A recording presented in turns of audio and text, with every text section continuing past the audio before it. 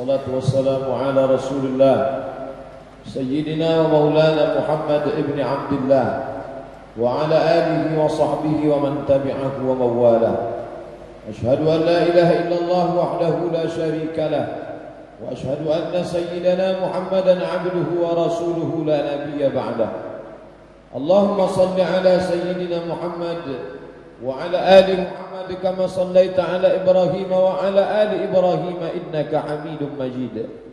اللهم بارك على سيدنا محمد وعلى آل محمد كما صليت على إبراهيم وعلى آل إبراهيم إنك حميد مجيد. قال الله تعالى في القرآن العظيم وهو أصدق القائلين: أعوذ بالله من الشيطان الرجيم، بسم الله الرحمن الرحيم، يا أيها الذين آمنوا اتقوا الله حق تقاته ولا تموتن إلا وأنتم مسلمون.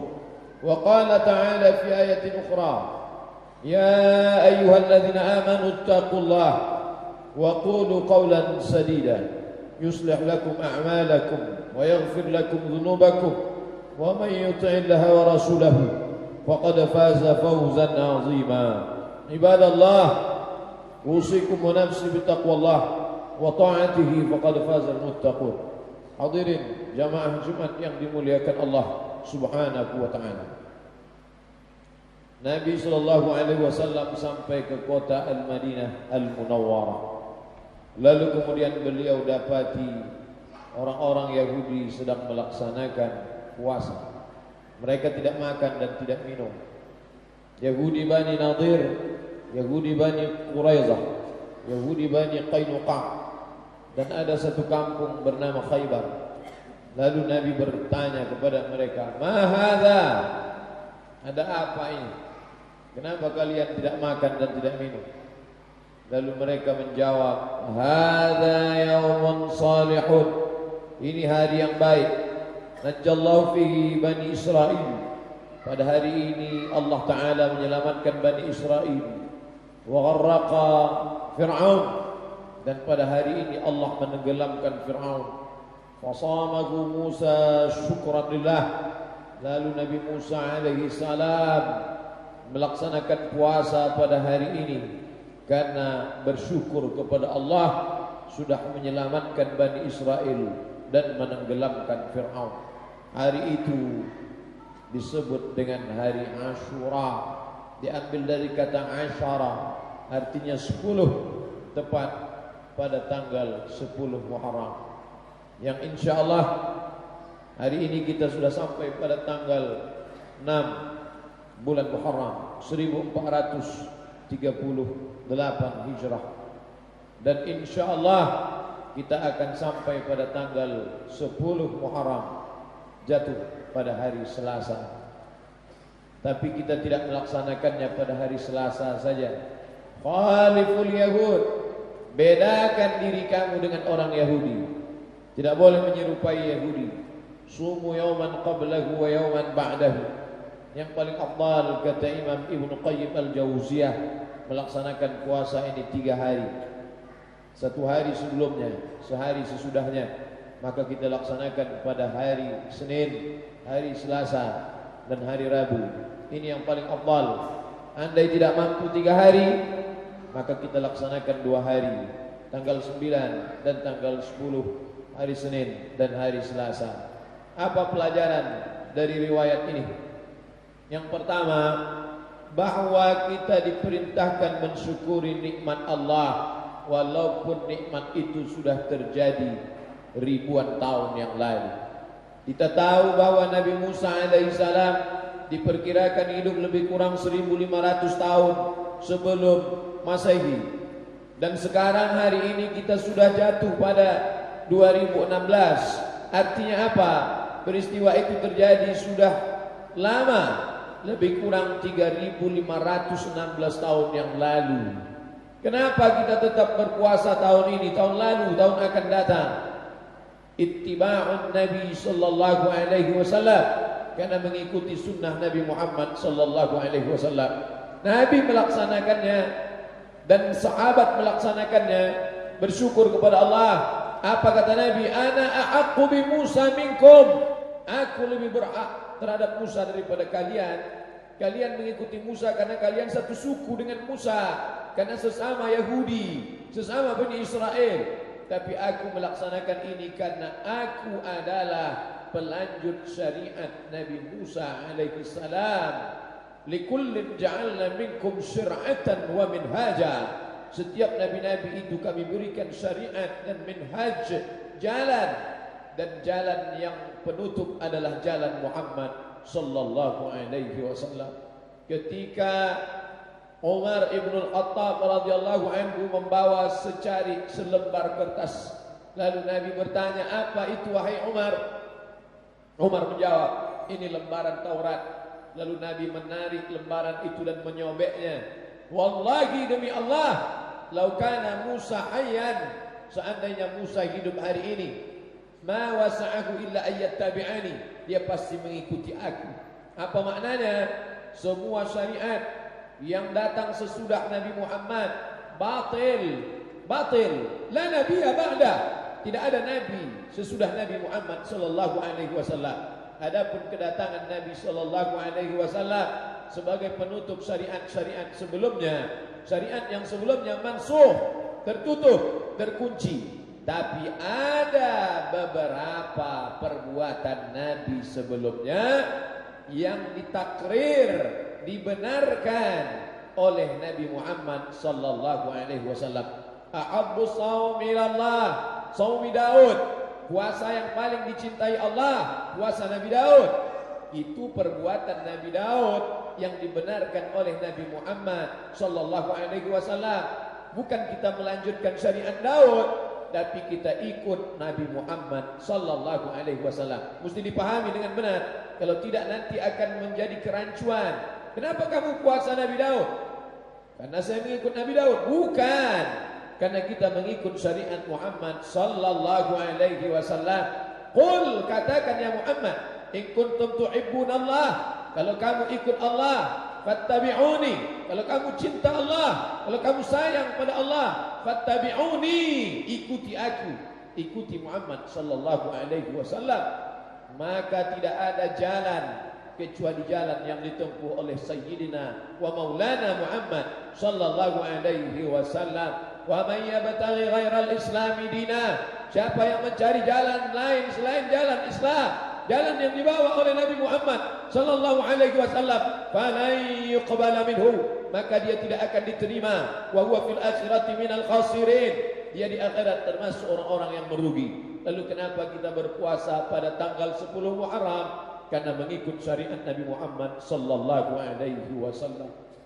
Bersyukur kepada Allah dengan menahan makan, menahan minum, menahan nafsu syahwat, menahan telinga, menahan mata, menahan lidah dari yang haram. Itulah bentuk syukur kepada Allah. La in syakartum, kalau kau bersyukur, la azidannakum, maka akan kutambah. Wa la in kafartum, tapi kalau kau kufur, kau tidak bersyukur, inna adzabi lasyadid, azabku amat sangat menyakitkan dan sangat keras. Bersyukur kepada Allah. Tapi ada saudara-saudara kita karena lanjut usia, bagi istri, anak perempuan kita, karena mereka berhalangan, mereka tidak bisa melaksanakan puasa. Luputkah dari mereka pahala yang besar? Tidak. Mereka bisa mengisi hari-hari yang mulia itu dengan memperbanyak zikir, zikir kepada Allah Subhanahu wa taala. Ya Rasulullah, ayul a'mal khairun, apa amal yang paling baik wahai Rasulullah? An tufariqad dunya wa lisanuka ratubun bi dzikrillah, kau mati meninggalkan dunia, lidahmu dalam keadaan basah berzikir mengingat Allah Subhanahu wa taala. Ketika Nabi ditanya, apa pahala balasan yang didapatkan orang melaksanakan puasa Asyura itu wahai Rasulullah? Ahtasibu yukaffirus sanata allati qablahu, mengampunkan dosa setahun yang lalu. Dosa apa yang dimaksud? Maka Imam An-Nawawi menjelaskan dalam kitab Al-Minhaj Syarah Sahih Muslim Ibn Al-Hajjaj, as-saghair, dosa-dosa kecil. Adapun hutang piutang, harta orang yang termakan, tak dapat ditebus dengan puasa Asyura.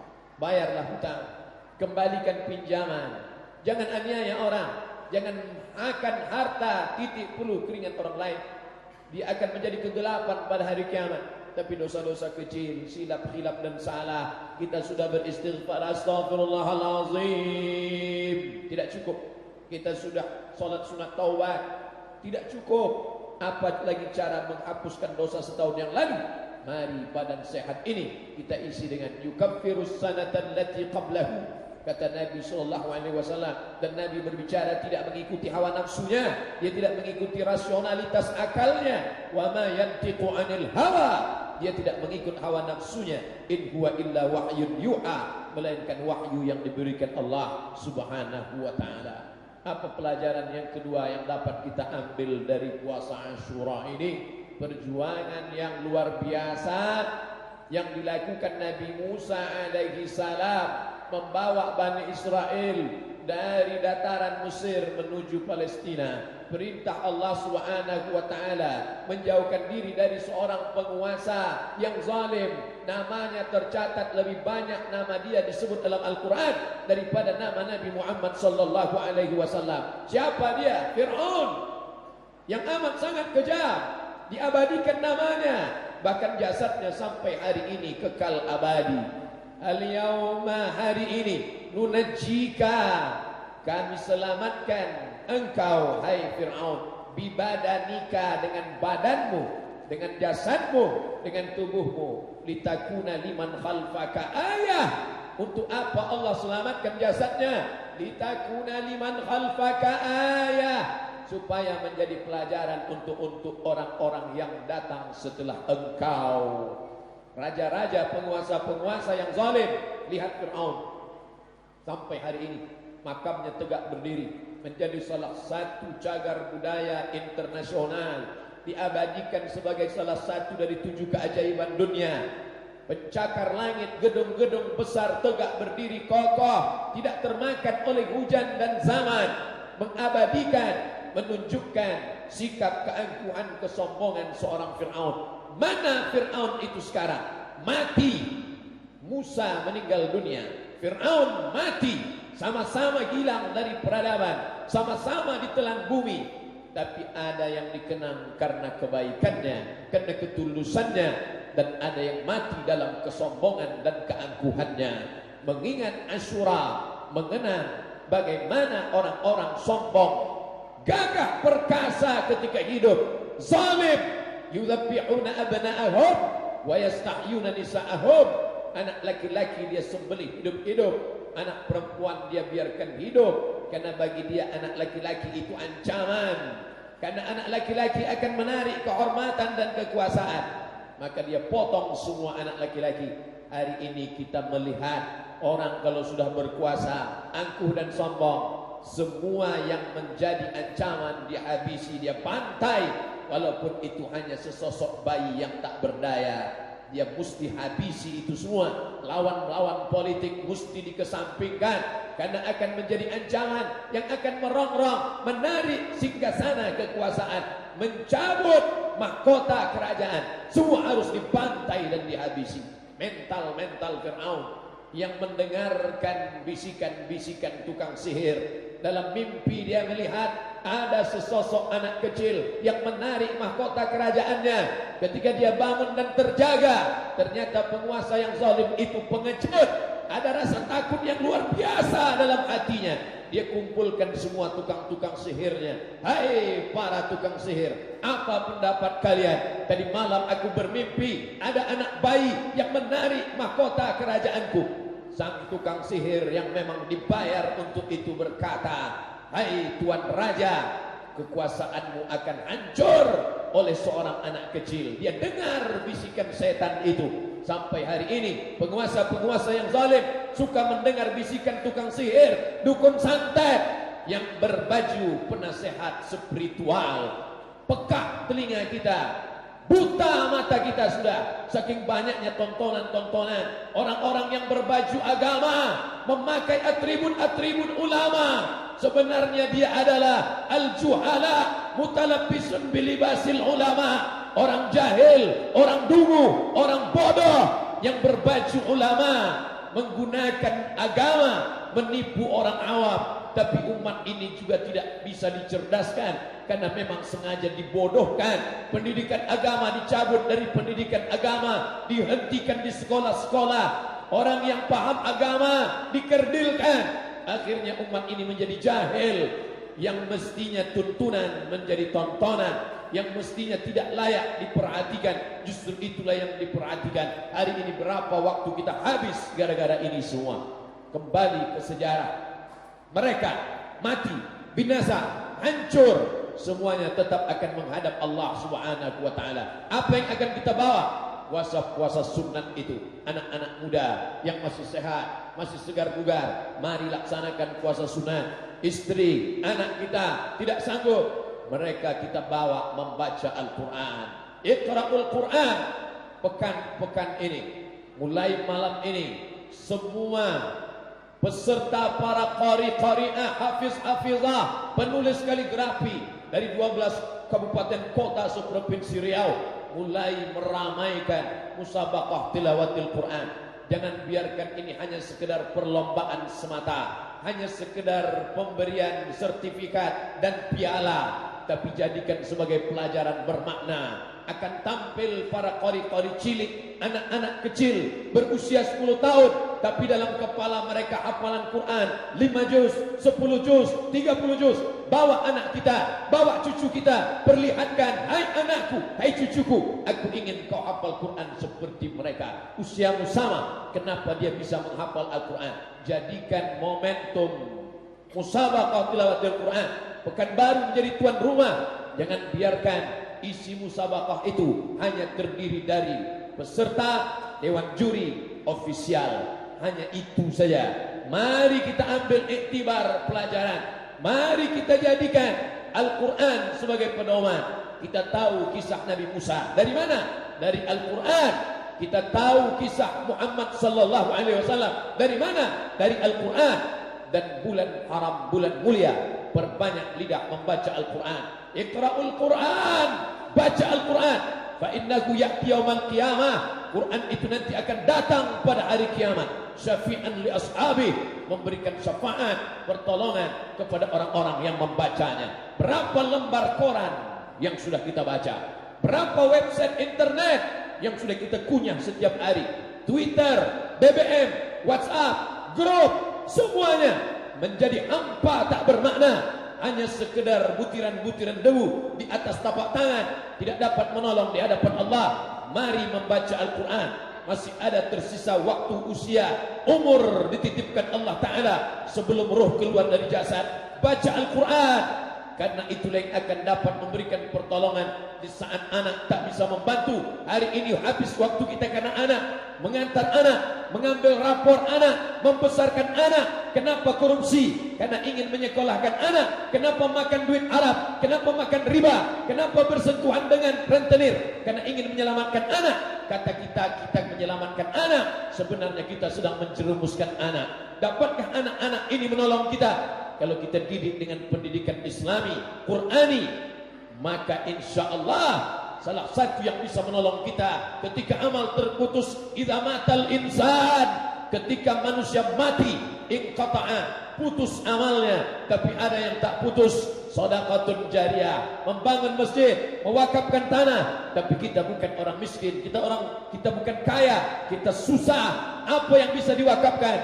Andai tidak mampu berwakaf, maka mengajar ilmu yuntafa'u bih, ilmu yang bermanfaat. Tapi ilmu juga tidak seberapa. Ada wasiat besar, ada peninggalan besar yang bisa kita tinggalkan. Apa dia? Waladun salihun, anak yang soleh. Bekali dia dengan Quran. Itu yang akan menolong di hadapan Allah Subhanahu wa ta'ala. Barakallahu li wa lakum fil Qur'anil azim, wa nafa'ani wa iyyakum bima fihi minal ayati wadh dhikril hakim, wa taqabbala minni wa minkum tilawatahu innahu huwal ghafurur rahim. Allahumma shalli ala sayyidina Muhammad wa sallim wa radiyallahu tabaraka wa ta'ala an kulli sahabati ajma'in. الحمد لله الذي أرسل رسوله بالهدى ودين الحق ليظهره على الدين كله ولو كره الكافرون ولو كره المشركون ولو كره المنافقون.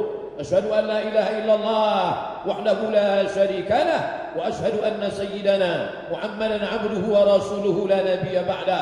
اللهم صل على سيدنا محمد النبي الأمي وعلى آله وصحبه وبارك وسلم. قال الله تعالى في القرآن العظيم وهو أصدق القائلين: أعوذ بالله من الشيطان الرجيم، بسم الله الرحمن الرحيم، والعصر إن الإنسان لفي خسر إلا الذين آمنوا وعملوا الصالحات وتواصوا بالحق وتواصوا بالصبر. وقال تعالى في آية أخرى: إن الله وملائكته يصلون على النبي يا أيها الذين آمنوا صلوا عليه وسلموا تسليما. اللهم اغفر للمسلمين والمسلمات والمؤمنين والمؤمنات الأحياء منهم والأموات برحمتك يا أرحم الراحمين. اللهم أعز الإسلام والمسلمين واخذل الكفرة والمشركين ودمر أعداءك أعداء الدين. اللهم انصر إخواننا المجاهدين المظلومين في فلسطين وفي مصر وسوريا وفي اليمن ومن مشارق الأرض إلى مغاربها. لا تدع لنا ذنبا إلا غفرته ولا هما إلا فرجته ولا دينا إلا قضيته ولا مسافرا إلا وصلته ولا مريضا إلا شفيته ولا ميتا إلا رحمته ولا حاجة من حوائج الدنيا والآخرة لك رضا ولنا فيها صلاح إلا قضيتها ويسرتها يا أكرم الأكرمين. عباد الله، أوصيكم ونفسي بتقوى الله وطاعته فقد فاز المتقون. إن الله يأمر بالعدل والإحسان وإيتاء ذي القربى وينهى عن الفحشاء والمنكر والبغي يعظكم لعلكم تذكرون. فاذكروا الله العظيم يذكركم واسألوه من فضله يعطكم ولذكر الله أكبر والله يعلم ما تصنعون.